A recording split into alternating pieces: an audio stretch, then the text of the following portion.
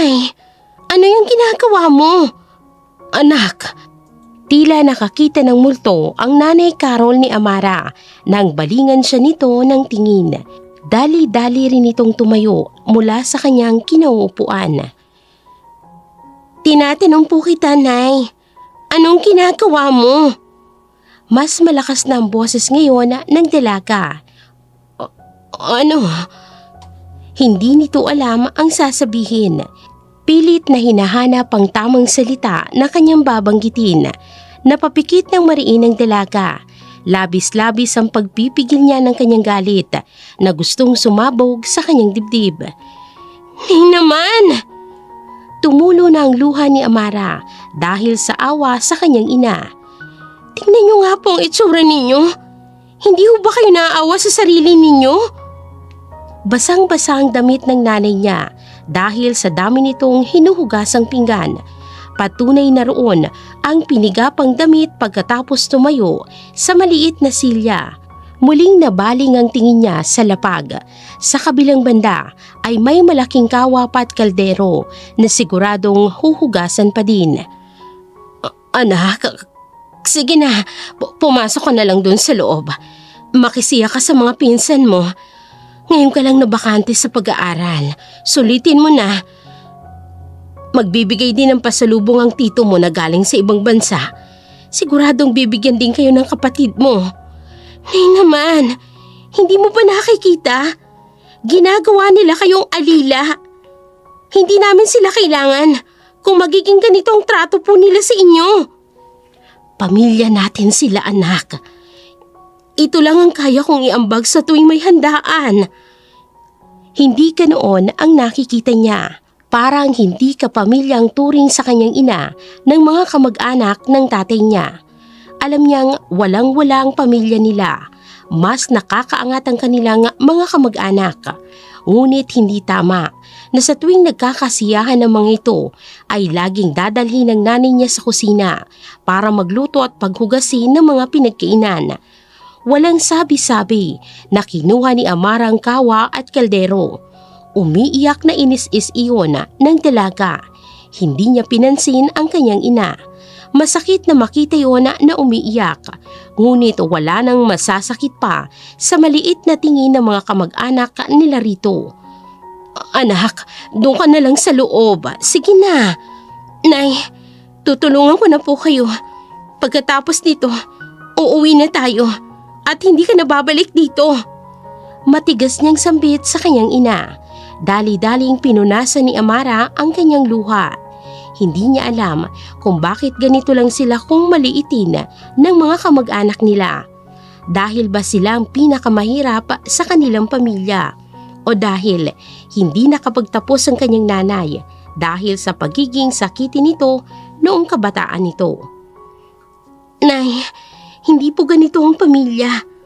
Kahit gaano pa kataas ang estado nila sa buhay, hindi dapat nila pinagmumukhang kawawa ang iba. Ito lang ang kaya kong iambag. Huwag ka nang magalit, anak. Panunuyo ng kanyang ina. Baka kahit kayo, hindi na makalapit sa kanila kapag tumigil ako. Katwiran ng Nanay Carol niya na labis namang ikinagulat ni Amara. Sinabi ho yan ni Tita Berna. Nanlalamig ang tinig na tanong niya sa kanyang ina. Sinabi ho ba yan ni Tita Berna? Ano naman kung oo? Mas malakas ang tinig ng kanyang tiyahin na bigla na lamang sumulpot. Nakapamaywang pa ito at nakataas ang kaliwang kilay na parabang nasa isang pelikula ito at ito ang kontrabida. Ho? Makikita ang labis na pagkagulat kay Amara. Wala namang pera yung nanay mo. May maibibigay ba siya sa amin na pwedeng pakinabangan? Malamang yan ang automatic na ambag niya. At saka ano bang iniiyak-iyak mo, Amara? Matagal niya nang ginagawa yan nang magsimulang mamatay ang kapatid ko. Buti nga nakaisip pa ako na pwede niyang gawin eh. Nagkaroon siya bigla ng silberito. Isa pa, kayo ang nakikinabang sa mga ipinapasalubong niya tuwing may handaan, hindi ba? Kaya huwag ka na mag-inarte dyan. Umawang ang bibig ni Amara dahil sa naging rason ng kanyang tita. Tama nga siya. Ginawa ito ng tiyahin niya upang maramdaman ng kanyang ina kung gaano sila kababa. Hayaan mo, dadagdagan kong ipapamigay kong handa sa inyo. Makakatikim pa kayo ng balikbayan. Baka yan ang ipinuputok ng botsin nyo. Tuloy-tuloy na talak pa rin ng kanyang tiyahin. Kulang pa ho palang salitang matapobre sa inyo. Mahinang sambit niya habang dismayadong umiiling. Siyang nasasaktan para sa kanyang ina. Hindi niya lubos maisip kung ano pang mga pinagdaanan nito sa kamay ng magaling na pamilya ng kanyang ama. Asawa pa rin ho ni tatay si nanay. Irespeto niyo naman ho, kahit wala na po ang kapatid ninyo. Napakaarte naman! Malakas na bulyaw ng kanyang tiyahin. Kung ayaw niyo naman palang magtrabaho dito, di sana hindi na kayo pumunta. Aba, siniswerte kayo. Hindi naman pwedeng lahat ay libre sa mundo. Alam niyo po ba, ang paghahanda ng nanay ko bago kayo puntahan, pinipili niyang pinakamagandang damit at maayos sa tuwing pakikiharapan kayo. Ay, ano bang inirereklamo ng anak mo, Carol? Tanong ng kapatid ng kanyang ama. Kung mag-iinarte lang kayo, di wag na kayong dadalo sa susunod. Masyadong madrama. Makikita ang samot-saring emosyon sa mukha ni Amara habang nakatingin sa kanyang tiyahin. Tumutulo na rin ang kanyang luha dahil nasasaktan ito sa mga naririnig. Anak, kunin mo na lang yung mga pasalubong ng tita mo. Uuwi na tayo pagkatapos. Hindi na ho kayo babalik sa kahit na anong salo-salo kung magiging kawawa kayo, Nay.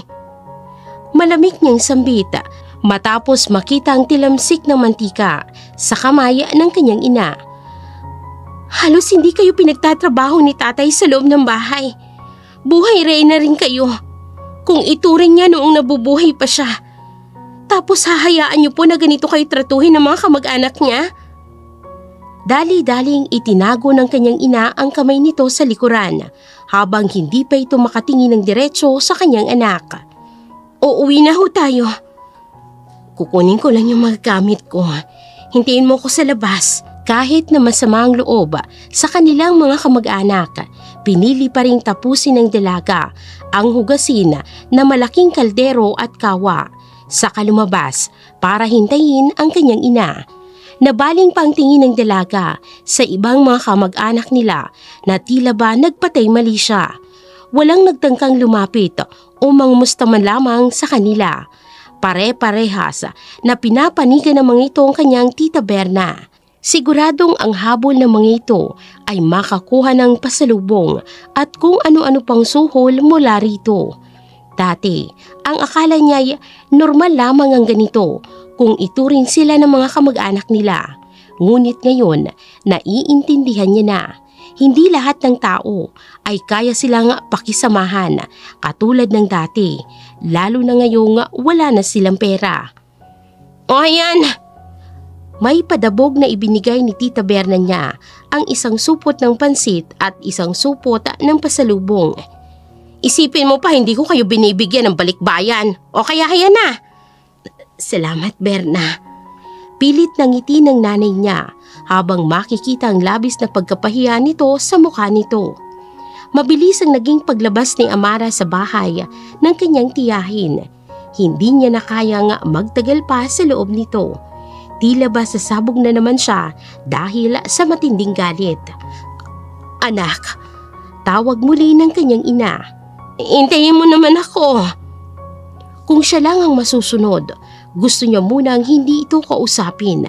Natatakot siya na may masabi ritong hindi maganda. Anak, kausapin mo ko. Nay, kaya naman nating mabuhay nang wala sila. Ako ang nasasaktan sa tuwing nakikita kayong ganoon. Kanya kayo pinakikitunguhan ng mga kamag-anak ni tatay. Anak, intindihin mo na lang ang tita Berna mo. Galit lang siya sa akin. Kasi ibinigay ng lola mong sakahan. Ako rin ang sinisisi niya sa pagkawala ng tatay mo. Sa ganoong kababaw na rason, pareho ko kayong walang kasalanang dalawa. Hawak nila ang negosyo na dapat paghahatian nila ni tatay. 3 bahay at lupa, napunta sa kanyang lahat. Sakahan lang ang meron tayo. Kubong bahay natin. Ano na lang ang matitira sa atin kung pati yung ibibigay mo kay Tita Berna? Anak, sana maintindihan mo. Galit lang ang Tita Berna mo. Nay, sa ibang bansa ho na wala si tatay. Ginawa niya ang lahat para magkaroon tayo ng magandang buhay.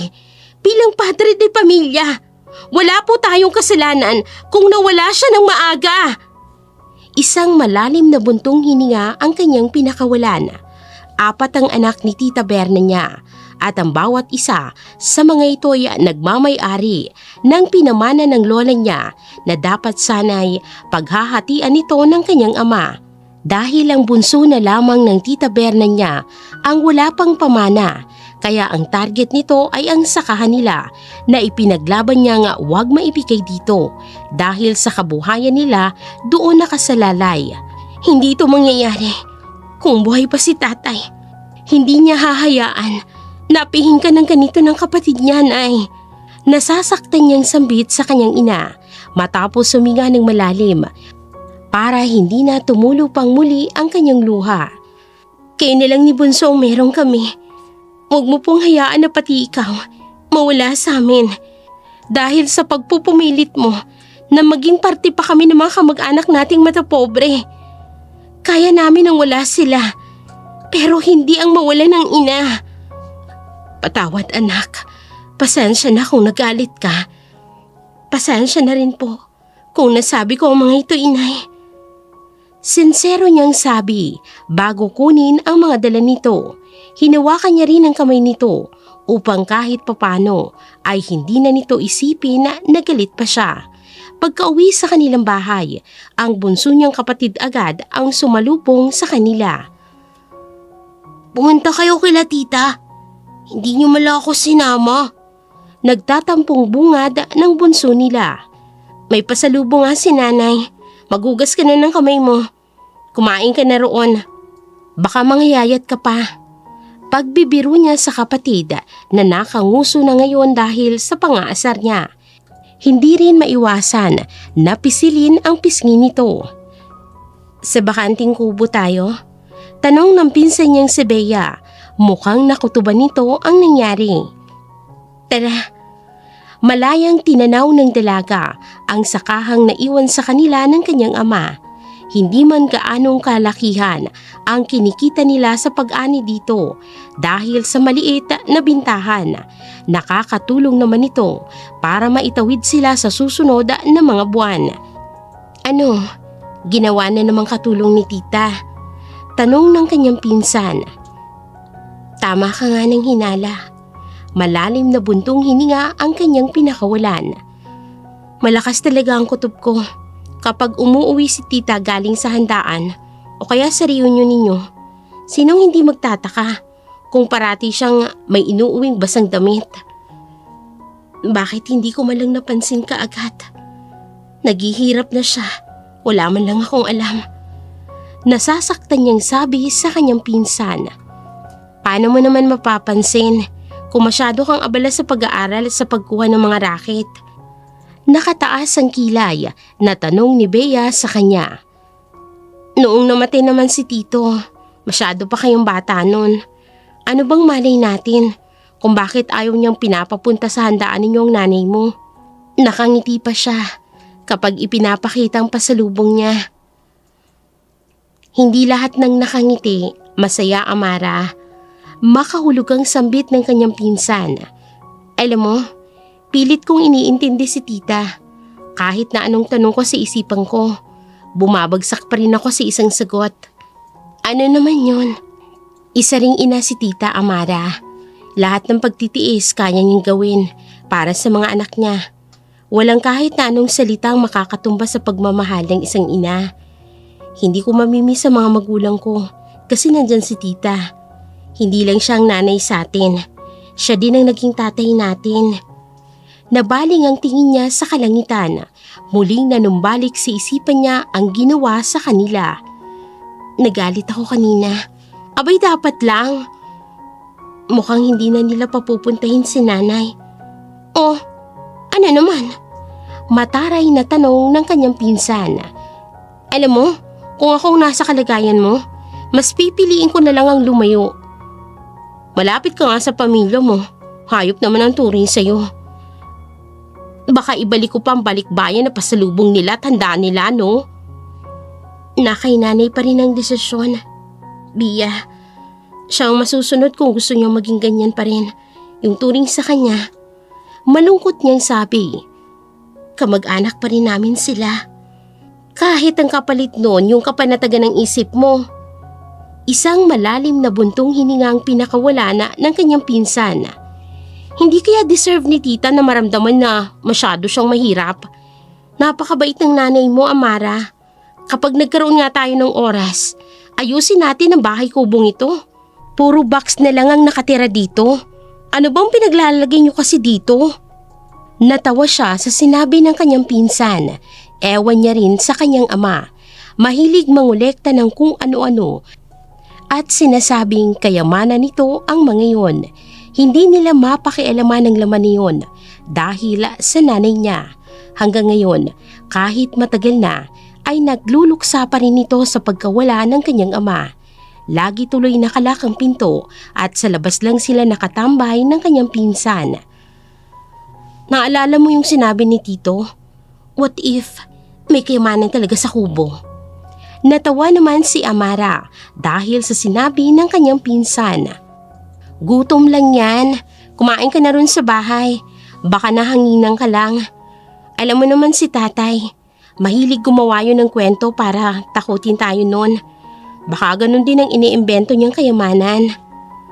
Napakamot na lang din ang pinsan niya dahil sa sinabi nito bago ito magpaalam na uuwi na. Sasabay na ako. Habol niya sa kanyang pinsan.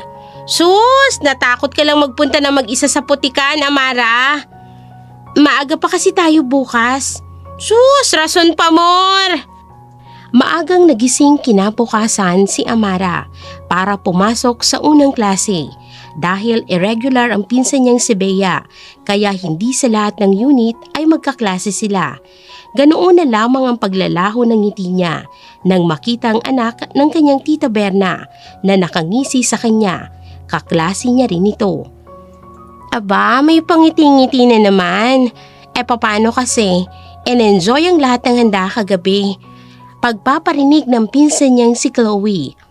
Kumusta naman ang lasa ng pagkain ng mga mayayaman? FYI lang, Chloe Nanay ko ang nagluto ng handa ninyo. Kung makapagmalaki, akala mo naman nagbayad ang nanay niya. Sa sobrang kuripot ng nanay mo, nagmumukha na siyang buwaya sa pagkaswapang.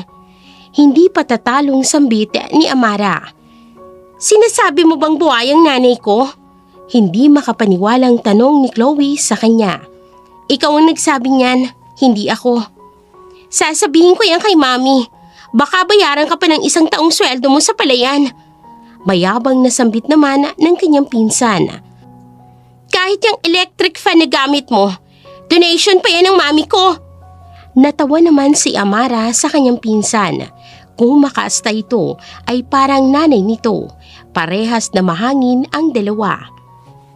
May isa na namang makakagraduate dahil sa donation ng nanay niya. Pagpaparinig niya sa kanyang pinsan. Kawawa naman. Makakagraduate nga na puro hangin ang laman ng utak, katulad ng electric fan na pinagmamalaki niya. Ikaw! Ganoon na lamang ang pagpapagitna ng kaklase nilang si Michael. Ito na rin ang naglayo sa pinsan niya nang sugurin niya ito. Para kang bata, Chloe. Konsumidong reklamo ni Michael. Magsisimula ka ng away. Kapag pinatulang ka, mapipikong ka. Ako? Pikon? Hindi makapaniwalang tanong ng kanyang pinsan.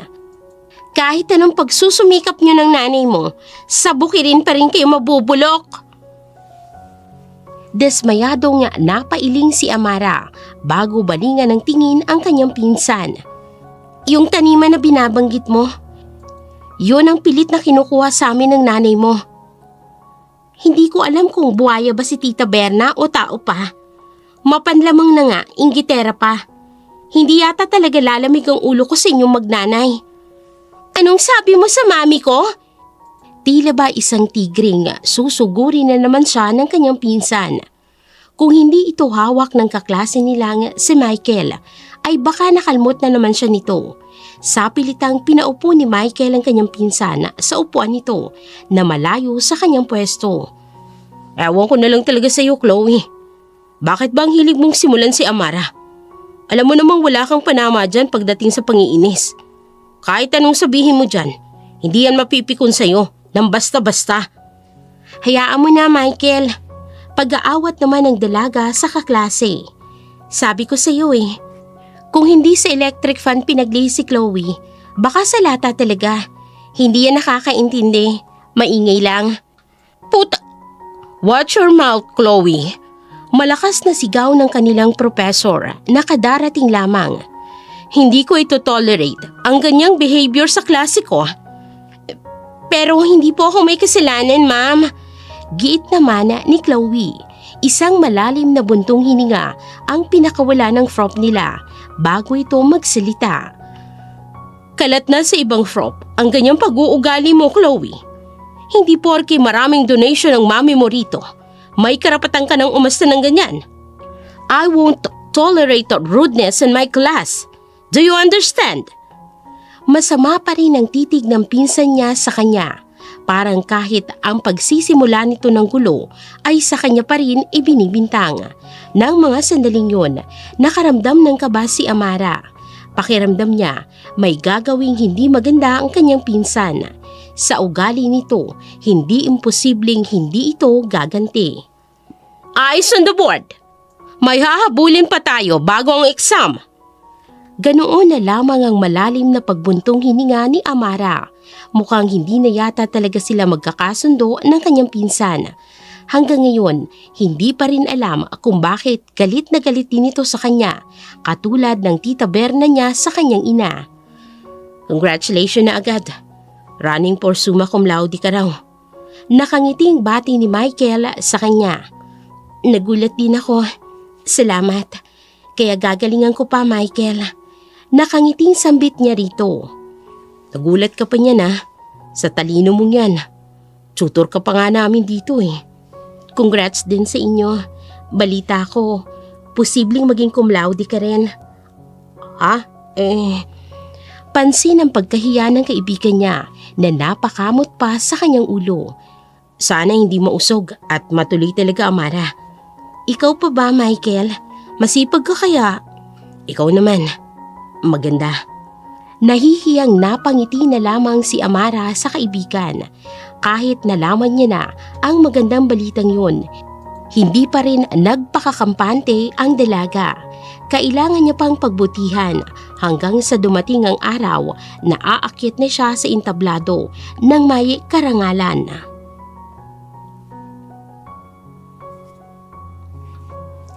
Kinabukasan, nagising ang dalaga dahil sa malakas ng sigaw ng pinsan niya.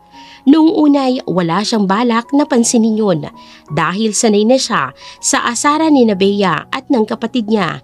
Ngunit nang maulan ni ganyang galit nito, dali-dali ang paglabas niya ng kwarto para malaman ang dahilan ng ingay. Hindi mo nga pwedeng kainin to, Alon! Suway muli ng kanyang pinsan. Wag nang makulit! Sumunod ka na lang kasi sa akin. Pero sabi po ni nanay, bigay ni tita ang pasulubong na yan, Ate Bea. Umiiyak na sagot ng kapatid niya. Expired na nga ito Malungkot na sabi ng kanyang pinsan. Bawal nang kainin dahil expired na. Expired na? Nagtataka niya ring tanong sa kanyang pinsan. Paano may expired? Kabibigay lang yan ni Tita Berna. Alam kong galit ka na sa tita mo at sa pinsan mo. Pero, ano kasi? Paano ko ba sasabihin sa'yo to? Problemadong sambit naman ng kanyang pinsan. Okay lang, sabihin mo kung ano. 4 na buwan ang expired yung mga ibinigay sa inyo. Hindi nakapagsalita ang dalaga at dali-daling tiningnan ang mga ibinigay sa kanilang pasalubong ng kanyang tita. Ganoon na lamang ang mapait niyang pagngiti nang mapatunayang tama nga ang pinsan niyang si Bea. Expired na nga. Hindi niya makapaniwala nga sambit. Bawal na akong kumain nito, ate. Mangiyak-ngiyak na tanong ng 8 taong gulang niyang kapatid na si Alon. Hindi na eh. Naaawa niyang sagot dito. Pasensya na, Alon ha. Nang magsimulang umiyak ang kapatid, hindi maiwasan ni Amara ang pagkadurog ng kanyang puso. Nasasaktan siya para sa kanyang kapatid. Hindi niya rin inakala na ganito katinding gagawin ng kanyang tiyahin. Hindi lamang isang expired ang ibinigay nito, kung hindi lahat ng ipinadala sa kanila ay expired na. Alon, huwag ka nang umiyak, bunso.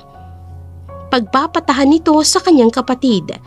Pangako ni ate, kapag nakagraduate ako, hindi lang isang ibibigay ko sa iyo. Yung chocolate tsaka yung biskwit, bibili rin ako ng ref. Tapos pupunuin natin ang lahat ng gusto mong pagkain. Tahan na. Pangako yan, ate. Tanong ng kapatid niya matapos magpunas ng mga luha. Oo naman. Nakangiti niyang sambit sa kanyang kapatid. Kaya tahan na ha, huwag ka nang umiyak. Nakakapangit yung sobrang pag-iyak. Ay, ano? Oh, tama, totoo yun. Nakakapangit talaga yun, Alon. Sabi rin ni Bea. Bibili na lang natin lahat ng gusto mo kapag yumaman na tayo ha. Kaya huwag ka nang umiyak. Ganoon na lamang ang sunod-sunod niyang pagtango sa kapatid, kasabay ng kanyang pagngiti. Inosente mang binitawan ng kapatid ang tsokolate at yumakap na lang ito sa kanya ng mahigpit. Ate, bakit nila tayo binigyan ng expired na? Ha? Ano eh? Hindi niya alam ang isasagot sa kanyang kapatid. Bakit po hindi sila ba marunong magpasa, ate? Sambit bigla ng kapatid niya, sabay itong tumingin sa kanya. Ha? Oo, hindi nga yata nabasa nila, tita. Natawa naman si Bea dahil sa kanyang sinabi. Kinulo na rin ito ang buhok ng kanilang bunso. Kaya ikaw mag-aral kang mabuti. Para naman sa susunod, hindi na ako yung magbabasa sa likod ng expiration, ano? Pakikisakay din ng kanyang pinsan. Magiging kasing talino din tayo ng ate mo. Mag-aaral po ako, ate. Tapos, babasahin ko po ang expiration sa susunod. Nakangiti niyang sambit sa kapatid bago sila nito iniwan dahil mag-aaral daw ito ng mabuti at magsisimula na yun ngayon. Lagi ba itong nangyayari? Hindi mapigilang tanong ng kanyang pinsan. Hindi naman, pero may mga expired talaga silang ibinibigay. Patago ko lang itinatapon para hindi makita ni nanay. Yun daw ang bayad nila kay nanay kapag ipinapatawag ni Tita Berna. Hindi naman siguro nababasa ni nanay kasi itinatabi niya talaga para sa amin ni Alon yung mga pasalubong na ganyan. Bumuntong hininga na lamang ang pinsan niya at hindi niya ito nagsalita pa. Tinapik na lamang nito ang balikat niya bago magpunta ng kusina. Habang siya naman naiwan na malalim ang iniisip. Dahil sa ginawa ng kanilang kamag-anak, mas naramdaman ni Amara ang pagiging pursigido na magsumikap sa buhay. Gusto niyang bigyan ng magandang buhay ang pamilya upang sa ganon dumating ang araw na wala nang mangmamaliit sa kanila. Naniniwala siyang isang araw ituturing na sila ng patas sa kung anong nararapat para sa kanila. Sa sumunod na buwan ay walang kahit anong komunikasyon si Amara at maging ang mga kamag-anak ng nanay niya. Kahit sa isang barangay lang sila nakatira. Ganoon na lamang din ang pag-iwas niya kay Chloe. Ayaw niyang lumaki pa ang gulo sa pagitan nila kahit pa parati siya nitong ginagawa ng paraan para awayin. Alam niyang masakit sa nanay niya, ngunit naisip niyang baka sila pa rin ang iniisip nito kaya hindi na ito dumalo kahit na ipinapatawag sa mga salo-salo. Alam mo, laking tulong na may tanimong kayo, no? kahit wala na si Tito. Hindi gaanong mabigat para kay tita na buhayin tayo. Mas malaki pa rin naman ang palabas na kita, Bea. Ibabayad din sa mga pataba, sa mga manggagapas, at iba pang kailangan para magtanim ulit. Minsan nga, abonado na, lugi pa. Sa bagay, hindi rin natin natitikman ang sariling ani natin. Kasi naman, ang habol ay makabenta para sa pag-aaral natin. Nakakalungkot lang ang ganitong realidad natin, ano? Tapos, dumagdag pa ako sa kanilang bubuhayin. Matatapos naman na tayo ng kolehiyo. Makakatulong na din ako kay nanay. Ibabalik ko rin sa inyo ang kabutihan ninyo sa akin balang araw. Madamdaming sambit naman ng kanyang pinsan.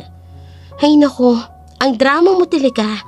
Mapagbirong sabi niya na pareho nilang tinawanan. Tulungan mo na lang ako sa gapasan bukas para may pambili tayo ng project. Kahit naman hindi mo ko sabihan, pinsan, tutulungan talaga kita, no? Isa ito sa mga natutunan niya sa yumaong ama. Kung gusto nilang kumita, kailangan nilang matutunan na paghirapan ang perang kikitain nila nang walang tinatapakan ng kahit na sino. Doon umikot ang buhay ng dalaga. Bukod sa pagtulong sa nanay niya na kumita ng pera, ay subsob din siya sa pag-aaral. Pipilitin niyang makakuha ng pinakamataas na karangalan sa pagtatapos sa kolehiyo. Katulad na lamang ng araw na yun, kailangan nilang pumunta sa bahay ni Michael para asikasuhin ang thesis nila na dapat nang tapusin. Ganoon na lamang ang pag-aalala niya na baka may makasalubong siya na kahit na sino sa kanilang mga kamag-anak. Gusto niyang maging tahimik naman ang buhay nila. Tita Berna mo, nakangusong turo ng pinsan niyang si Bea. Nakaklase niya rin sa subject na may thesis sila. Ganoon na lamang ang pagkunot niya ng noo nang makita itong abala sa pagsusugal sa lamay ng kalapit-bahay nito. Tito mo pala yan, Amara? Tanong ng kaklasing si Michael na kapit-bahay din ng titing niya. Malakas siyang magsugal dito. Kayang magpatalo ng 5,000 sa isang araw. Bulong nito sa kanya. Ang laki naman. Komento naman ng kanyang pinsan. Budget na namin sa bahay yan ng halos 1 buwan. Napagkakasya yun ng mama mo, Amara? Kaya nga, kasya ba yun sa inyo? Gulat na sambit naman ni Michael. Kailangang mamaluktot kung maikli ang kumot. Nakangiti niyang katwiran sa kaklase. Napagkakasya naman namin kasi masipag si nanay na magtanim. Basta may gulay kaming tanim, dissolve na. Alam mo, dyan talaga ako proud kay tita Hindi tayo nagugutom kahit na mahirap ang buhay. Para namang hindi ka rin tumutulong, Bea. Biro niya sa kanyang pinsan. Nagbibigay ka rin naman sa bahay kapag may racket ka, no? Pare-pareho silang nagulat nang pagdaan nila ay siyang pagtaob ng pang-apatang mesa. Hindi sila nakagalaw sa kanilang pwesto habang nakatingin at nagtatalo. Mga madaya! Malakas na sigaw ng kanyang tiyahin. Dinadaya niyo ako, ano? Paano ka namin madadaya? Kung ikaw nga number 1 na swapang. Ako sa ka rin diba? Pag-aakusa rin ang kasama nito sa mesa na nagsusugal. Sabi ko sa iyo huwag kang maglalaro. Kung iinit lang naman ang ulo mo kapag natalo ka na, Berna. Nakakaya kay Manuel. Dito pa kayo magtatalo sa lamay ng asawa niya. Awat din ng isa pa nilang kapitbahay. Tanggapin mo na lang. Talo ka talaga, Berna. Paano ko nga matatanggap? Kung dinaya niyo naman ako. Hindi pa rin patatalong akusa ng kanyang tita Berna. Kaya kong manalo ng 10,000 sa isang araw. Pero dinaya niyo ko kaya laging talo. Dinaya? 4 na nga lang tayo sa mesa. Magdadayaan pa ba tayo? Depensa naman ng kanyang kalaro. Bayad ka na lang. Di mo mag-iiskandalo ka pa sa lamay, Berna. At ako pa talaga ang nag-iiskandalo? Galit na tanong naman ng kanyang tiyahin. Huwag akong kalabanin nyo, ha? Kayang-kaya kong bilhin ang pamilya ninyo. nagmamalaking sambit ng kanyang tiyahin. Ba't mayabang pala to eh? Umiiling na sambit ng kalaro nito sa sugal. Mayabang talaga ako! Ganoon na lamang ang panlalaki ng mata ni Amara nang makita niyang sabunutan ng tiyahin niya ng isa sa kalaro nitong kapitbahay sa sugal. Talo ang bahay at ang lupa ko! May utang ka pa sa akin! Kaya huwag kang magmamalaki! Hindi patatalong wika ng kanyang tita. Umawang ang bibig ni Amara nang ni isang saglit lamang. Ang kaninang tahimik na sugalan sa lamay ay naging magulo at dahil sa pag-iiskandalo ng kanyang tiyahin. Ano nang gagawin natin? Naghihintay din na sagot ni Michael. Umalis na tayo. Baka madami pa tayo eh. Pasok na tayo sa loob. Hindi mapakali si Amara sa kanyang kinatatayuan. Nagtatalo ang isip niya sa pagtulong sa tiyahin niya na pag-ignora din dito. Kung ano man kasing gawin niya ay siguradong pareho nitong mamasamain. Agrabyado ang tito mo, Amara. Kinakabahang sambita ng pinsan niya. Pinagtutulungan na siya ng mga kapitbahay na sabunutan. Tumawag na lang kaya tayo ng barangay. Pero hindi na pwede eh. Huy, Amara! Walang pagdadalawang isip na umawat kaagad si Amara. Sa kabila ng mga ginawang kamalian ng kanyang tiyahin, hindi niya maatim na makita ito na nasa ganoong estado. Ngunit katulad ng inaasahan niya, sa pag-awat niya yun, sa kanya nabaling ang galit ng kanyang tiyahin. Kaya naman pala minamalas ako! Sambit nito na masamang nakatingin sa kanya. Ang kamalasan na katulad mo mismo, Amara, ang dumalaw sa akin! Ganoon na lamang ang pagdura ng tita Berna niya sa kaliwang bahagi na parabang itinataboy ang malas. Umalis ang tita niya, nagalit pa rin sa ginawa niyang pang-aawat. Nasasaktan man, piniling manahimik ni Amara at wag na lamang sumagot dito. Pinilit niya pa rin na tapusin ang tesis na kailangan nilang asikasuhin. Naku, kung ako yun, hahayaan ko yun hanggang sa mapuruhan. Galit na sambit naman ni Bea habang nagsusulat ng mga pointers sa thesis nila. Dapat sa mga ganoong tao hindi na tinutulungan. Deserve niya yun na mabangasan siya. Galit na galit, Bea. Puna naman ni Michael sa pinsan niya. Bakit parang ikaw pang mas galit? Mas mabuti na yun kaysa si Amara ang magalit. Ano na lang ang mangyayari sa thesis natin, di ba? Isa pa, pasalamat din yung tita Berna niya. Kung walang iniisip na thesis yan si Amara, naku, nasagot-sagot niya ng babaeng buwayang yun. Natawa naman si Amara sa kanyang pinsan. Tama si Michael, tila ito pa ang mas galit. Saka na yung chismis sa pamilya ko. Gawin na lang natin itong thesis.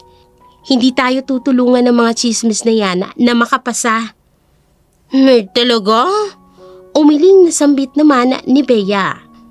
Kung wala kang nerd na pinsan at kaklase, walang tutulong sa pag-aaral mo, no? Dumila siya sa pinsan upang asarin ito bago ituloy ang research na kailangan nila sa thesis. Habang papalapit ang kanilang huling eksama at pangangalahati sa thesis, mas dumarami na rin ang kailangan nilang bayaran ng pinsan niya. Lahat ng yun, patago nilang pinag-uusapan para hindi marinig ng kanyang nanay. Bago tayo makagraduate, baka pulutin na tayo sa kangkungan. Problemadong sabi ni Bea. Kaya kailangan ko pa ng ibang racket at ibang tutorials. Sambit niya rin sa kanyang pinsan. Pagtulungan natin. Kung may kailangan ka, sabihin mo lang sa akin, Bea. Wala naman ako masyadong makita sa hosting ngayon. Hayaan mo, kapag nagkaroon ako ng racket, ako na rin ang bahala sa iyo, Amara. Hindi niya maiwasang wag mapangiti. Malaki ang pasasalamat niya na may pinsan siyang kaagapay. Pinagtutulungan nilang lahat ng problema, lalo na kung pagdating yun sa pag-aaral. Wala pa rin ba si tita? Anong oras na, ha? Ganoon na lamang ang pagkunot ng noo ni Amara bago tingnan ang kalendaryo sa kanilang pinto. Oh, bakit? May handaan na naman bang pinuntahan si tita? Akala ko balas na yung nakaraan. Nakakunot ang noong tanong ng kanyang pinsan. Meron nga! Hindi siya maaaring magkamali. Kaarawan ngayon ng isang pinsan na kapatid ni Chloe. Nalaman ni Tita Carol na may problema tayo sa pera. Problemadong tanong naman ni Bea. Yan ang dahilan kaya siya nagpunta roon. Opo ate, nalaman po ni nanay. Sabat naman ng kapatid niya. At saka kahit hindi niyo po sabihin, malalaman po ni nanay. Lagi kaya kayong wala sa bahay. Bakit pagdating sa chismis, alam mo, matalino ka Alon? Pagbibiro ni Bea sa kapatid. Chismis na po ba yung pagsasabi ng totoo? Isang lugar lang naman ang siguradong pinuntahan ng nanay niya kung tama siya ng hinala. Hoy, anong gagawin mo Amara? Tinapik niya ang balikat ng pinsan, saka ngumiti nang makitang pag-aalala rito. Huwag ka na mag-alala, hindi ako gagawa ng gulo. Aalamin ko lang kung anong ginagawa ni nanay. Habang patungo kanina sa bahay ng kanyang tiyahin, nakailang ulit na sinabi ng dalaga sa sarili na hindi siya gagawa ng kahit na anong hakbang na magiging iskandalo sa kanyang nanay. Iniiwasan niya na masira ito sa kanilang pamilya. Pero nang makita niya ang nanay niya na sinisingil ang kanyang tita Berna sa serbisyong napagkasunduan ng mga ito, ay kaagad niyang nakalimutan ang pangakong binitawan. Kailangan ng anak ko ang perang yan. Sabi niyo babayaran niyo ko kapag nakapaghugas at nakapagluto ako ng handaan, Ate Berna. Binayaran naman kita. Yan ang pansit kulang pa ba? Ganoon na lamang ang pag-awang ng bibig niya dahil sa sinabi ng tiyahin niya. Napakarami ng handa sa lamesa nito, iba't ibang putahe. Yun ang siguradong iniluto lahat ng kanyang ina, maliban sa lechon, tapos ay yun lamang ang magiging bayad. Nangako kayo sa akin ate, pambayad yan sa school ni. Yan ang hindi maganda sa may hirap na katulad nyo. Iniabot na nga ang kamay mo, gusto pang sakmalin ang buong braso mo. Ate Berna, hindi ka kasi tumupad sa usapan. Ang drama-drama mo. Malakas na bulyaw ng kanyang tiyahin. Hindi nakagalaw sa kinatatayuan niya si Amara. Nang makita niya kung papaano itinulak ng tita Berna niya ang kanyang nanay. Dahil sa naging pagtulak nito ay nasubsob sa lapag ang kanyang ina. Naging dahilan yon ng pagtapon ng pansit matapos mabutas ang plastik. Nay! Dali-daling pagtakbo niya para lapitan nito. Nay naman, bakit ka pa bumalik dito?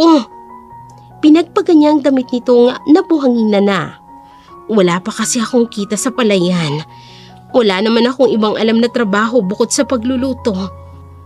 Walang nagpapaluto sa akin ngayon sa barangay natin. Hindi yan ang kailangan kong marinig, Nay.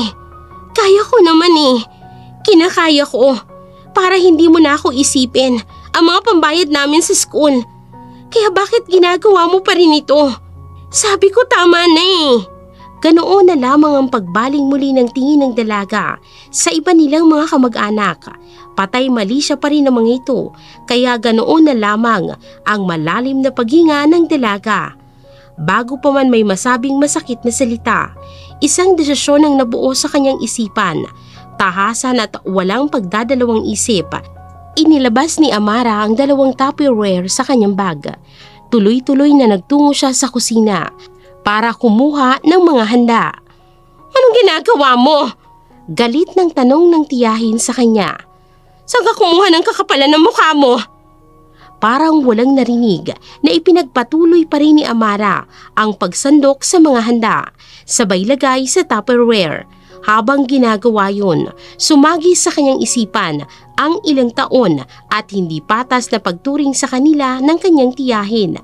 Maraming handa ang iniluto ng kanyang nanay. Ilang hugasin din ang hinugasan nito, ngunit hindi man lang pinapadalhan ng mga handa na nararapat lang na matikman nila. Kahit yun man lang sana ay naging bayad na nito. Para sa kanya, hindi lamang yun pagtatampo. lalo niyang nararamdaman ang hindi patas na pagturing nito sa kanila. Tinatanong kita anong ginagawa mo? Malakas na bulyaw ng Tita Berna niya sa kanya at pilit siyang pinipigilan na kumuha ng handa. Saan ka kumukuha ng kakapalan ng mukha? Ikaw, Huchang, saan ka kumukuha ng kapal ng mukha mo? Sinalubong niyang mabagsik na tingin ng swapang niyang tiyahin. Hindi na ako papayag na gawin mo ito sa nanay ko. Sus! Kapag wala na kayong pera, sa akin pa rin kayo tatakbo. Huwag mong sabihin niya ng... Huli na ito, Ate Berna. Malakas na sambit din ng kanyang nanay. Gulata na nabaling ang tingin ni Amara dito. Hindi niya akalain na kaya palang sumigaw ng ganoon kalakas ng kanyang ina.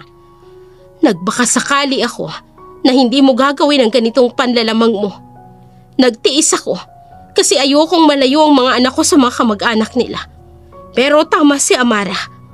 Bakit ako aasa sa iba kung kaya ko namang ibigay sa mga anak kong pagmamahal na kailangan nila? Ganoon na lamang ang malalim na paglunok niya. Nahulog pang sinasandok niyang salad dahil sa gulat at sa pagiging palaban ng nanay niya. Bago pa man magkalimutan, sinigurado niyang malaking tipak ng lechon ang madadala niya. Sandukin mo ang lahat ng gusto mo, anak. Lahat ng hindi niyo pa natitikman ni Alon na niluto ko. Kunin mo. Kulang ang isang putahe sa ilang taon na paghuhugas ko at pagluluto sa pamilyang ito ng libre. Dahil sa sinabi ng nanay niya, siya mismong nahiya sa ginagawa niya. Binitawang kaagad ng dalaga ang sauce ng lechon at hindi na ito kumuha pa. Tapos ka na ba, Amara? Umuwi na tayo, anak. Naging malalim muli ang naging paglunok niya. Hindi niya akalain na iidiluhin niya ang matapang na side ng kanyang ina. Ano po? Opo, Nay. Nakabuntot siya sa likuran nito habang nakayuko. Ngayon niya lang napagtanto ang ginawa niyang kahihiyan. Bago sila makalagpas sa pagtitipon kung saan naroon ang lahat ng kamag-anak ng kanyang tatay, napahinto ang nanay niya. Muntik pa siyang mauntog sa likod nito dahil nakayuko na lamang siya. Kaparehas nito, muli niyang binalingan ng tingin ang mga kamag-anak nila. Puno ng hinanakit ang naging pagtitig niya sa mga ito. Wala man lang naging kakampi ang kanyang ina. Kahit isa sa mga ito, hindi nagawang ipagtanggol ang nanay niya para makuha nito ang tamang pagtrato. Ngayon niya napatunayan na ibang nagagawa ng pera. Noong nabubuhay pa ang tatay niya at malakas itong kumita, sa kanila halos nakadikit ang mga kamag-anak nila. Ngunit nang mawala ang tatay nila at mabaon sila sa utang, ay naglahong parang bula ang mga ito. Sa kabila noon, nalaman din nila kung sino ang mga taong nariyan para sa kanila sa oras ng kagipitan. Marunong din pala kayong tubuan ng hiya. Pagpaparinig ng tiyahin niya sa kanya bago padabog na pumasok sa loob. Huminga ng malalim si Amara. Alam niyang hindi sapat ang ilang putahe na binaon niya. Kumpara sa ilang taon na panlalamang ng tiyahin niya sa kanyang ina. Ang pagkuha na lang ng handa ang naisip niyang paraan upang gumaan kahit papano ang nararamdaman niya. Nang palabas na sila ng pinto, ganoon na lamang ang sikretong paglapit ng pinsan ng kanyang tatay. Pasensya na ha, nahihiyang sambit ng Tita Jane niya. Hindi kami makatutol kay Ate Berna dahil malaki ang utang namin sa kanya. Pasensya na talaga, Carol. Ayos lang yun, Jane. Alam ko naman ang sitwasyon ninyo. Nakangiting sambit ng kanyang nanay. Wala akong malalim na galit na kahit na sino sa inyo. Naiintindihan ko. Makailang ulit na buntong hininga ang pinakawala ng dalaga habang pauwi na sila. Hindi niya alam ang tamang salita na sasabihin niya sa kanyang ina. Hindi ka ba nagtataka, anak? Biglang tanong ng nanay niya. May rason kung bakit ganoon na lamang kagalit sa akin ang Tita Berna mo. At sa pagtitiis ko sa kanila, pakiramdam niya, ako ang pumatay sa pinakamamahal niyang kapatid nang piliing mag-abroad ng tatay mo para buhayin tayo. Alam mo kung gaano kamahal ang Tita Berna mo ang bunso niyang kapatid, hindi ba? Tahimik lang na nakikinig ang dalaga. Dahil sa pag-aalaga sa akin ng tatay mo, nakaranas ng hirap ang pinakamamahal niyang kapatid na dating prinsipe kung ituring sa tabi ng Tita Berna mo. Mas tumindi ang galit niya sa akin, ang biglaang pagpanaw ng iyong ama. Kahit anong pilit niyang pag-intindi sa pinanggagalingan ng galit ng kanyang tita, ay hindi niya pa rin maunawaan. Hindi kasalanan ng kanyang ina na dapuan ng sakit ang kanyang ama at maaga itong nawala sa mundo. Isa pa, hindi lang ito nangungulila sa pamilya dahil silang nawala na ng mahal sa buhay. Hindi ko akalain na kaya mo pong lumaban ng ganun, inay. Anak, nahihiyang napangiti ang kanyang ina. Nay, kung ganito ang pagsasakripisyo ang gagawin mo, hindi ko matatanggap.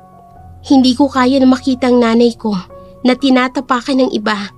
Mabuhat lang ako pataas.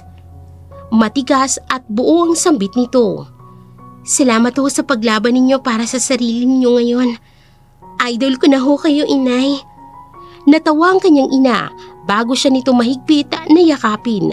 Saglit lamang yun, ngunit nadama niya ang kasiyahan dito matapos na makawala sa pamilya ng kanilang tatay. Hindi na tatay mo ang idol mo? Pagbibiro nito na tinawanan na lamang ng dalaga. Pagkatapos ng tagpong yun, may natutunan si Amara na pagtanto niyang hindi makukuha ang patas na pagtrato sa ibang tao kung mismong taong yun ay walang respeto sa kanyang sarili. Gagawin ko ang lahat para maging cum laude ako, nay. Hahanap ako ng magandang trabaho at mag-iipon ng maraming pera para sa mga susunod na taon. Sisiguraduhin ko wala nang mang-aapi o mangmamaliit sa inyo. Anak, pagpipigil ng kanyang nanay na maiyak dahil sa kanyang sinabi, itinago nitong nadarama sa malapad na pagngiti. Basta ang gusto ko lang, gawin mo yan para sa sarili mo. Huwag mong isipin si nanay. Pwede ba yun, nay? Kayo nga po ang dahilan kung bakit ko ito ginagawa. Puno ng pangarap na sagot sa kanyang ina. Kapag may mga panahon na pinanghihinaan siya ng loob, nagdududa sa maraming bagay o naiisipan niyang sumuko na. Ang pagtrato sa kanya ng kanilang mga kamag-anak ang nagbibigay ng lakas kay Amara upang lumaban at magpatuloy. Ang makapagtapos lamang ang kaya niyang gawin upang mabagong takbo ng kanilang buhay. Ngunit kahit ano yata ang gawin niya, hindi pa rin mawawalang isa niyang problema. Ang sigalota sa kanyang pamilya ay siya pa rin humahabol sa kanya.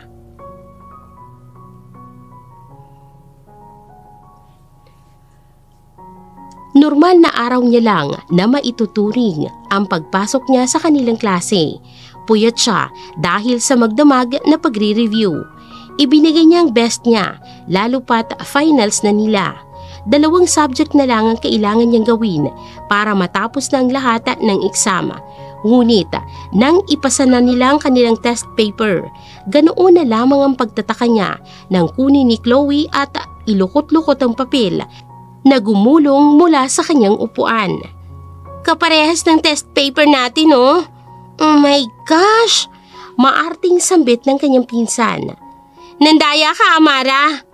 Walang pakundangan na pagbibintang nito. Nandaya? Hindi makapaniwalang sambit ni Amara. Bakit naman ako mandadaya?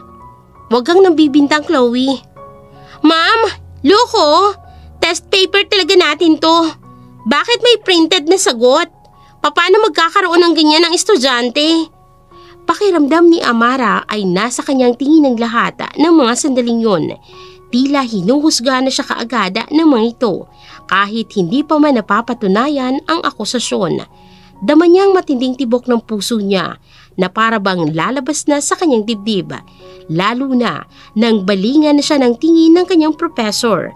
Natatakot na siya sa mga sasabihin nito. Ma'am, maniwala ho kayo sa akin. Hindi po ako nandaya. Ngayon pa po ba ako mandaraya? Kung kailan malapit na ang graduation, bakit ako gagawa ng bawal at ikasisira ng pangalan ko?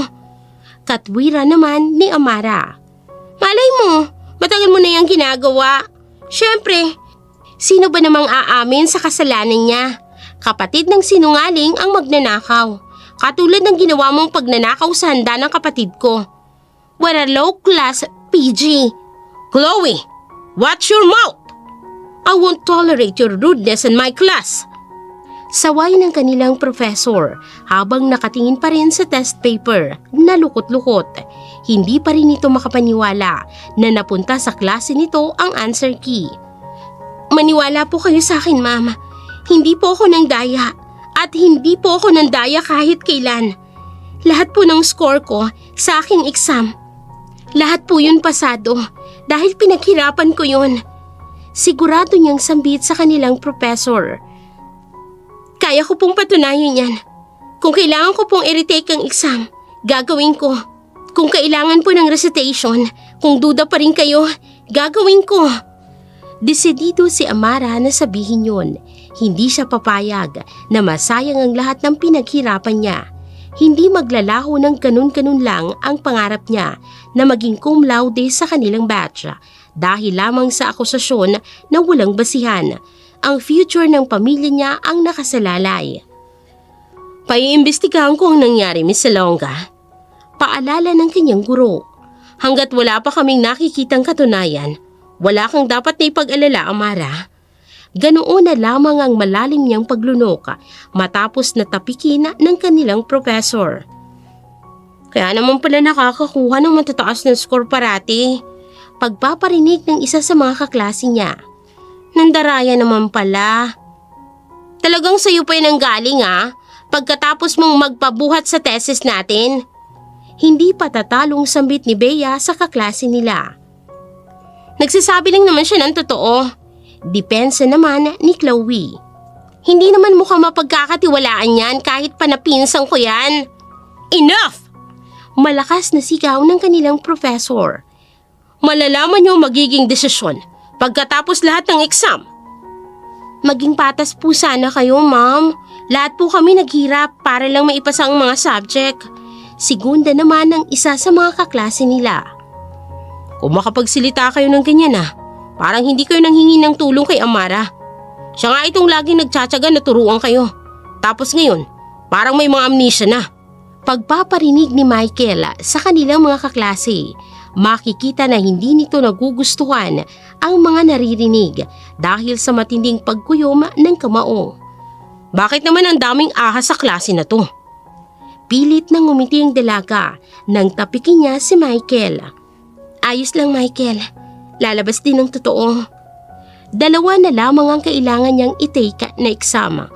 Ngunit hindi magawang makapag-focus ni Amara. Pakiramdam niya, nasa kanyang tingin ng lahat. Tila ba hinuhusgan siya ng mga ito sa kasalanang hindi niya naman talaga nagawa. Nasa isipan niya pa rin ang magiging parusa sa kanya kapag lumabas ang desisyon. Pagkatapos ng lahat ng eksama sa Dean's office, kaagad ang punta niya. Sa naging desisyon ng mga ito, tila ba binagsakan siya ng langit at lupa. Prof, Dean, maniwala po kayo sa akin. Hindi ko po kayo mandaya. Consistent po ang lahat ng grades ko mula elementary. I can even dictate all the answers to your question. Huwag naman po kayong maging unfair. Malapit na po ang defense ng thesis namin. I am really sorry, Miss Salonga. Hindi lamang simpleng problema ito. We need to find out kung anong totoo. Hanggat wala pa, hindi ka muna papasok. Posible po bang hindi na ako makagraduate?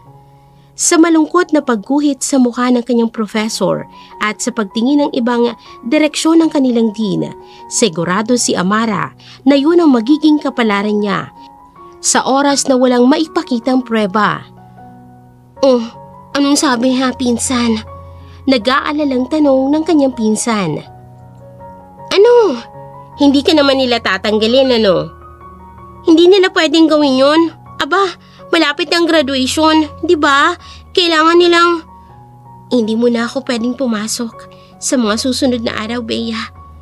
Kung wala silang makitang ebidensya na nagsasabi ako ng totoo, hindi na ako makakagraduate. Ano?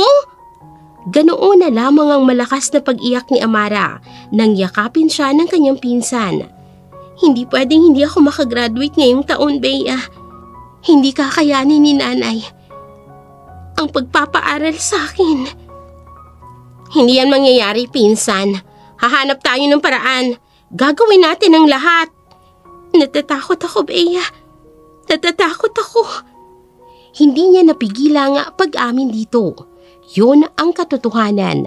Natatakot siya sa maririnig sa ibang tao at magbago ang tingin ng mga ito sa kanya pagkatapos ng lahat ng pagsusumikap niya para lamang sa kanyang pangarap.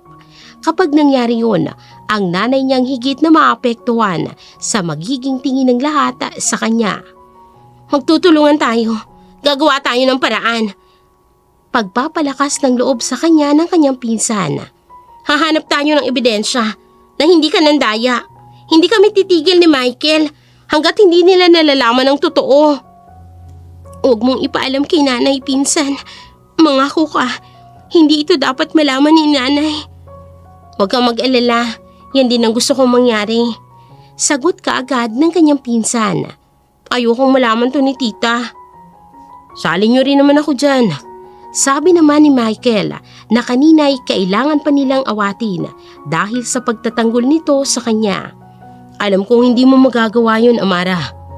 Mas duda pa ako sa pinsan mong ahas. Ang aga niyong pumasok kanina, diba? Lagi namang late yan. Hindi nakaimik si Amara. Alam niyang may punto si Michael, ngunit ayaw niyang manghusga. Maghihintay muna siya ng ebidensya. Anong plano mo ngayon? Tanong ng kanyang pinsan sa kanya. Siguro, maghanap muna ako ng ibang part-time job para hindi ka agad ako makauwi sa bahay. Kami na munang bahala sa thesis natin. Sigurado, makakahabol ka bago ang defense. Pampapalubag loob sa kanya ni Michael. Sa mga nangyari ngayon sa kanila, alam niyang hindi siya pwedeng panghinaan ng loob. Pagsubok na lamang ang susuko sa kanya dahil hindi siya magpapatinag. Sa mga sumunod na araw, naging abala si Amara sa kanyang part-time job. Hindi mawala sa dalagang pag-asa na makakagraduate pa rin siya sa kabila ng mabigat na paratang na ibinabato sa kanya. Kaya naman, kahit na suspended, iniisip niya pa rin ang magiging gastos bago pa siya makagraduate. Hindi na yun dapat pang isipin ng kanyang ina, kaya kailangan niyang makagawa ng paraan. Gabi na rin siya kung umuuwi. Dahil sa madilim na daan, sinusundo pa siya ng kaibigan niyang si Michael. Mas panatag daw ito kapag nakauwi siya at ito ang naghahatid. Katulad na lamang ng gabing yun, pauwi na sila nang alukin siya nito ng isang trabaho habang nasa daan sila. Gusto mong mag-business na lang tayo? Hindi ka masyadong mahihirapan dito. Hindi mo na rin kailangan magpagabi sa daan. Konting oras lang din ang kailangan mo, pero malaki ang sahod. Ano namang trabaho yan, Michael? Interesadong tanong niya kaagad. Konting part-time lang sa work. Tapos, sabayan natin ang illegal na gawain. Loko-loko ka talaga. Naiinis niyang binatuka ng kaibigan. Yan ka na naman sa pagbibiro mo eh. Ganoon na lamang ang malakas na pagtawa ng kanyang kaibigan. Pikunin ka talaga. Kaya lalo kitang nagugustuhan eh. He, malakas niyang saway dito. Hindi mo ako madadaan sa ganyang banat. Hindi raw. Pero namumutla ang mukha oh. Eee! Dahil sa panunokso nito, lalo pang itinago ni Amara ang mukha niya. Gusto niya na lamang maglaho ng mga sandaling yun. Seryoso nga, Michael. Kailangan ko ng stable na trabaho. Makakagraduate man ako ngayon o hindi. Dahil sa sinabi niyang yun, ganoon na lamang ang pag-ayos ng binata sa pagkakaupo nito bago magseryoso. Alam mo naman na seller ang pamilya namin dito, di ba? Online. Oo, sinabi na rin sa akin ng mama mo yan noong gumagawa tayo ng thesis sa inyo. Sagot niya kaagad kay Michael. Kailangan namin ng isa pang seller ngayon. Gusto mo ba? Hindi ba iligal ang ititinda? Ganoon na lamang ang malakas na pagtawa ni Michael dahil sa naging tanong niya. Siyempre hindi iligal ang ititinda. Sagot naman nito kaagad. Kailangan lang na may lugar ka na pagbabagsakan ng items. Medyo maraming produkto ngayon eh. Kung magiging successful, pwede na rin magamit ito kahit graduate na tayo. Kahit sa bahay na lang, pwedeng kumita ng malaki. Basta masipag ka. Hindi kaagad nakasagot ang dalaga dahil sa pag-iisip niya. Doon naman pumasok sa kanyang isipan ang bakanting kubo nila. Meron kaming lugar, yung hideout namin ni Bea. Gusto mo, check natin ngayon. Titingnan ko ang location. Ngayon na agad-agad, gulat niyang tanong sa kaibigan. Ang bilis naman.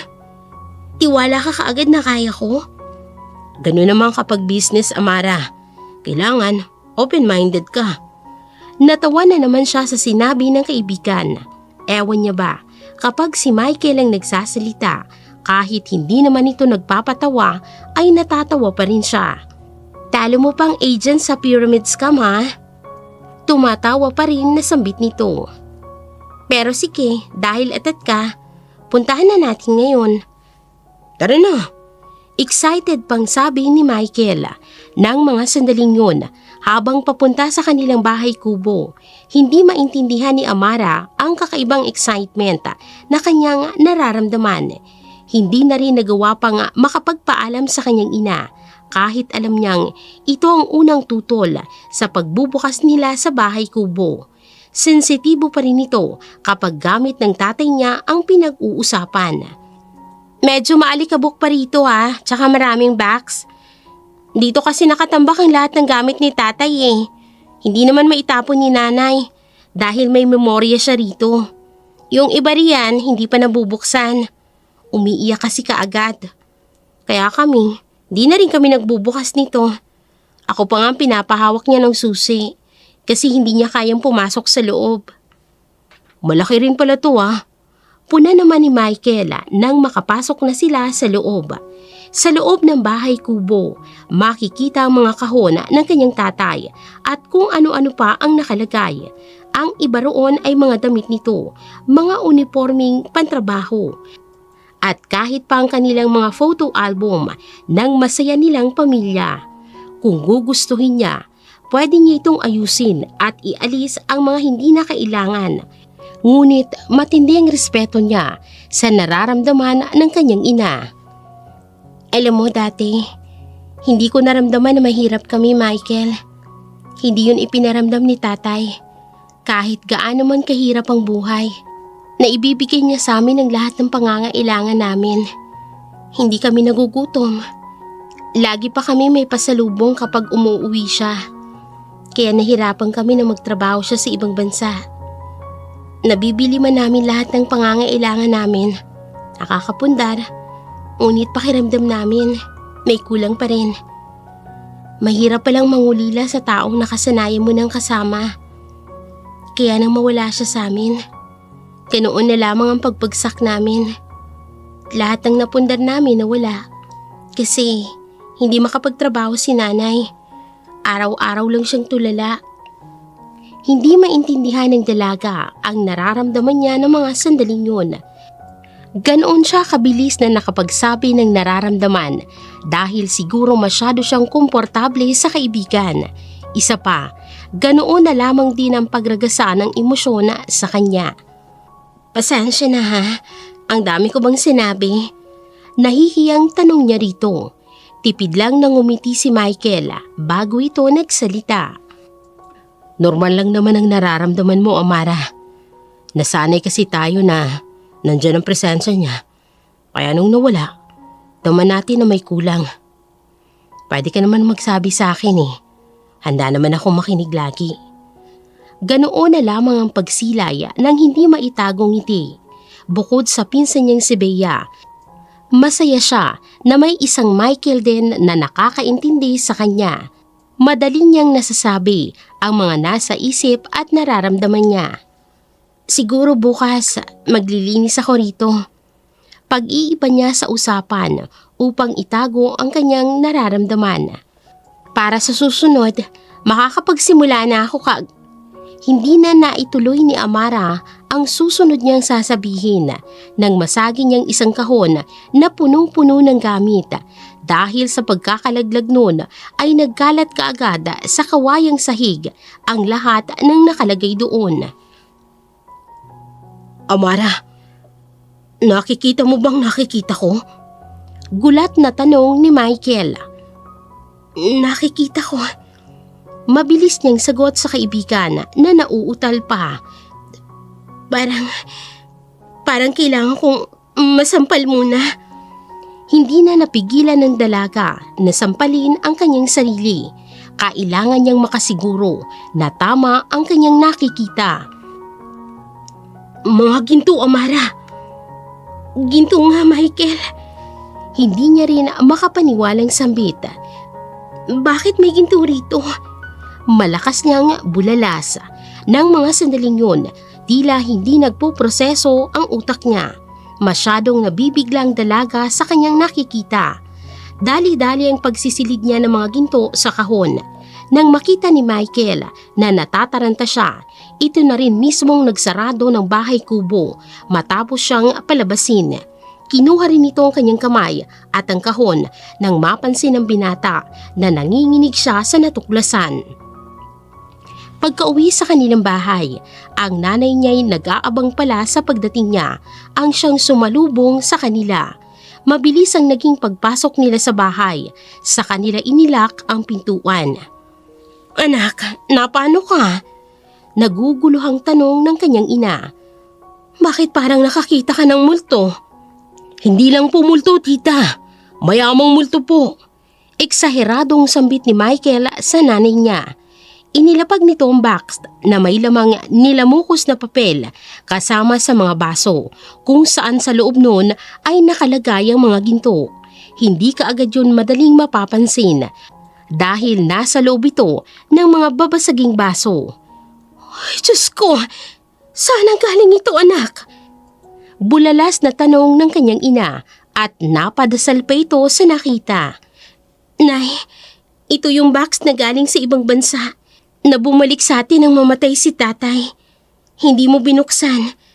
Itinago mo kaagad sa bahay kubo na laging tinatambayan ni tatay. Kasama rin po ito ng iba pang mga kahon na may gamit ni tatay. Hindi makapaniwala nga na baling ang tingin sa kanya ng inang si Carol. Ganoon na lamang ang pagbagsaka ng luha nito. Halo-halong emosyon yun na hindi niya mabasa. Kahit na wala na pala si tatay, hindi niya pa rin tayo pinabayaan, inay. Sinigurado niyang hindi tayo mahihirapan hanggang sa kahuli-hulihang hininga niya. Sa kabila ng kalungkutan, naramdaman ni Amara ang presensya ng kanyang ama. Muli ring nanumbalik sa kanyang isipan ang biro na sinabi nito sa kanila ni Bea. Akala ko, nagbibiro lang si tatay nang sabihin niyang may kayamanan ng kahon na yan. Totoo pala. Saan galing ang ginto? Curious lang po ako, tita. Sabat naman ni Michael na ikinatawan na lamang ni Amara. Minero ang trabaho ni tatay sa ibang bansa, Michael.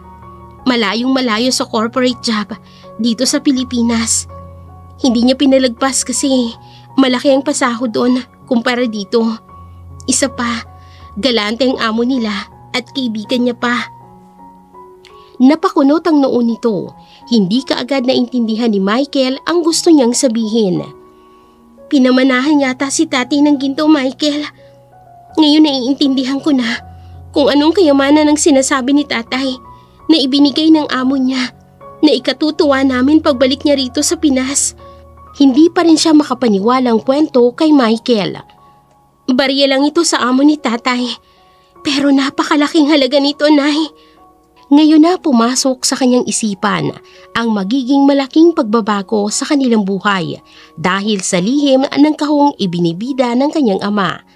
Kaya rin pala ganoon na lamang ang pag-iingat ng mga trabahador ng amo ng tatay niya nang iuwi ang gamit niya sa bansa. Sinigurado ng mga ito na makakarating sa kanilang gamit ng kanyang ama nang walang labis at walang kulang. Kung sana'y naging mas matapang lamang ako. para madiskubre ko ng maaga ang laman ng kahon. Hindi mangyayari ito. Hindi sana kayo mahihirapan ng kapatid mo, Amara. Madamdaming pahayag ng kanyang ina. Hindi na pala natin kailangan ng illegal na business. Michael! Saway niya sa kaibigan na ikinatawa na lamang nito. Ano ka ba? Joke lang. Pinapagaan ko lang naman ang atmosphere dito. Pagrarason nito. Pero, seryoso, Amara. Game changer itong nangyari ngayon. Bagong twist ito sa buhay ninyo. Tita, pag-isipan niyo pong mabuti ang susunod ninyong gagawin. Pwede niyo pong kausapin ang mga magulang ko. Makakatulong po sila sa inyo kung kailangan niyo po talaga ng business. Salamat, Michael. Kailangan ko yata munang iproseso ang nangyari. Nakangiti niyang sambit sa kaibigan. Magugulat si Bea kapag nalaman niya ito.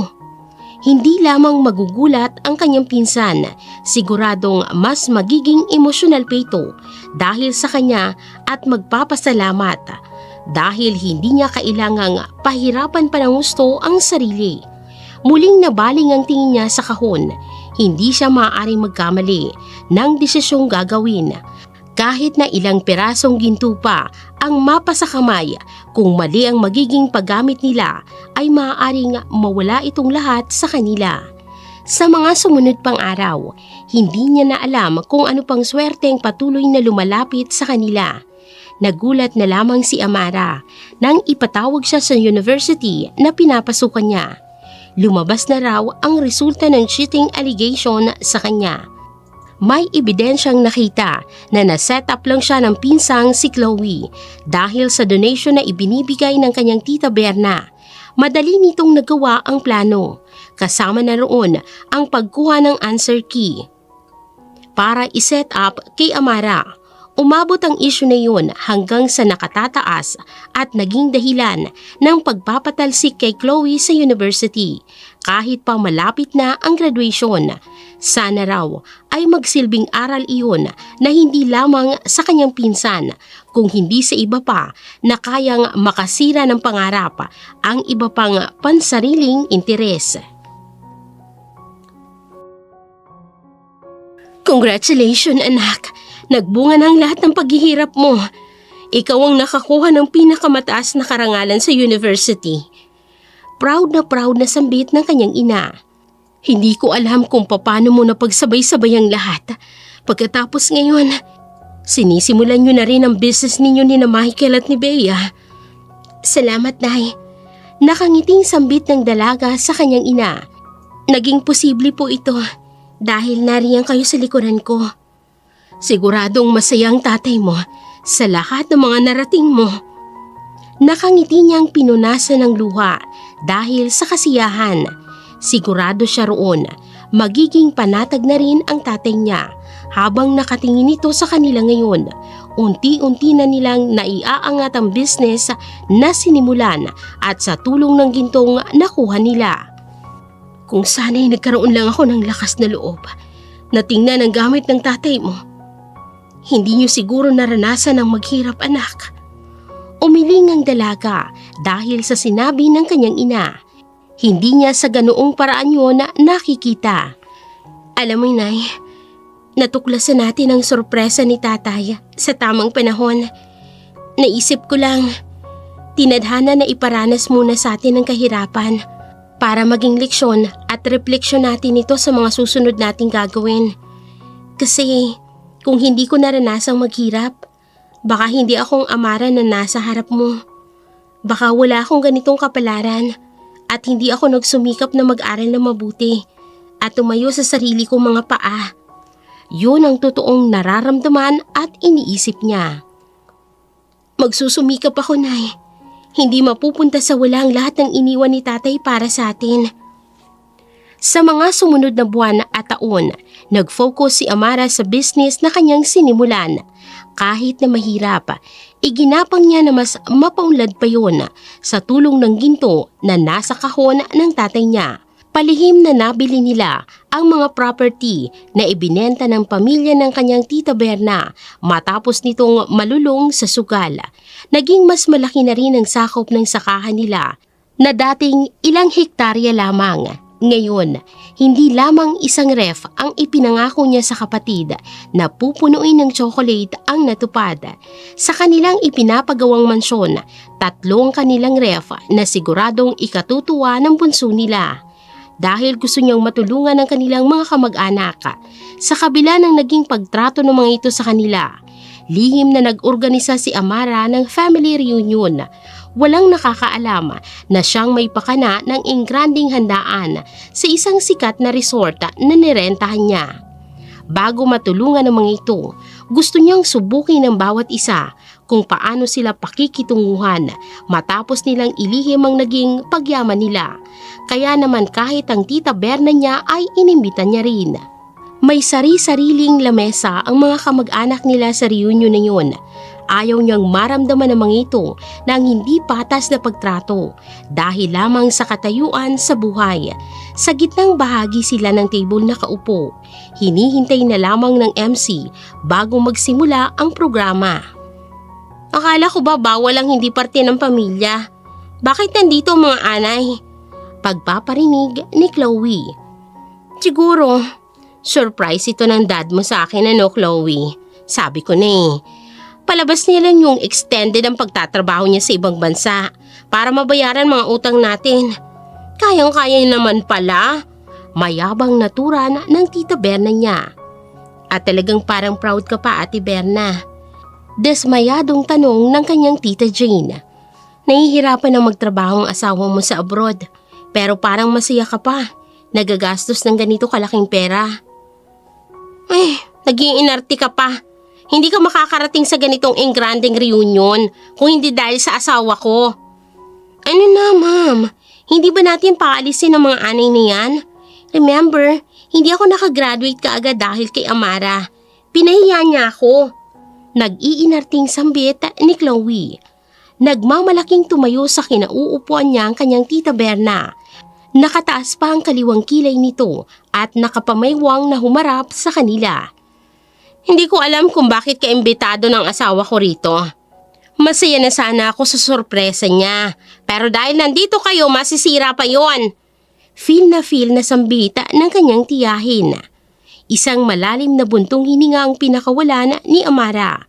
Marami nang nawalang ari-arian ng kanyang tiyahin at naghihirap na rin ito ngayon, ngunit nakuha pa rin itong maging matapobre. Ano pang hinihintay ninyo? Out! Sigaw ni Chloe. Nasaan na ba ang security dito? Palabasin to!